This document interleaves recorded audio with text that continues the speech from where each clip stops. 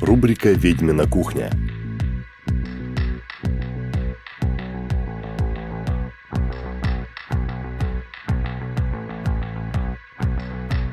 Наталья Рунная. Приветствую вас, друзья, на Ведьминой кухне. Хочу сегодня вам напомнить один старый способ лечения кашля. Я думаю, что вы наверняка про него слышали, просто забыли.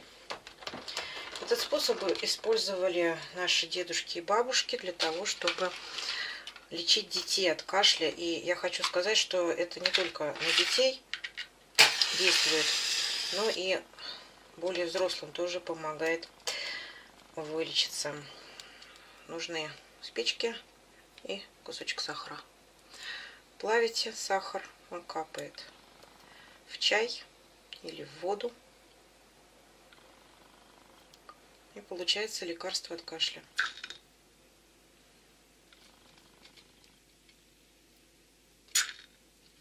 Обратите внимание, что огонь всегда должен быть открытый, такой.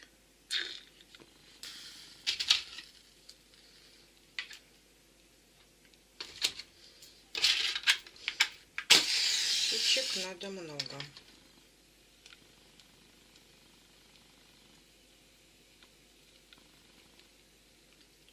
Где-то кусочка сахара на стаканчик будет достаточно. Ну, думаю, что так понятно, как это делается, да? Поэтому я не буду дальше его плавить, просто покажу. Я еще дополнительно усиление использую на рунах. Это целительные руны, целебные. Вот такое вот питье надо постоянно пить при сухом кашле.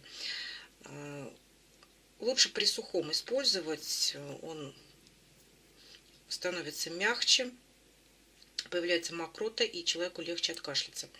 Вот такой простой, старый бабушкин способ. Напоминаю, пользуйтесь. Это гораздо лучше любых сиропов от кашля, которые неизвестно из чего делаются и стоят бешеных денег. А вот такой сахар, он есть в каждом доме. Можно, кстати, использовать тростниковый сахар, не обычный белый, да, из сахарной свеклы, который делают, а тростниковый тоже хорошо работает.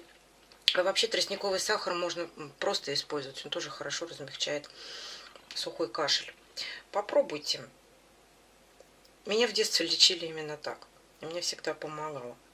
И я своих детей тоже так лечу, и кашляют они у меня максимум дня 3. Они по 2-3 месяца, как обычно это все происходит. Те, кто лечил кашель, наверняка знают, что вылечить его достаточно трудно. Будьте здоровы, мои друзья. Буду рада комментариям, лайкам и подпискам новым на мой канал. До встречи в этой рубрике, которая называется «Ведьмина кухня».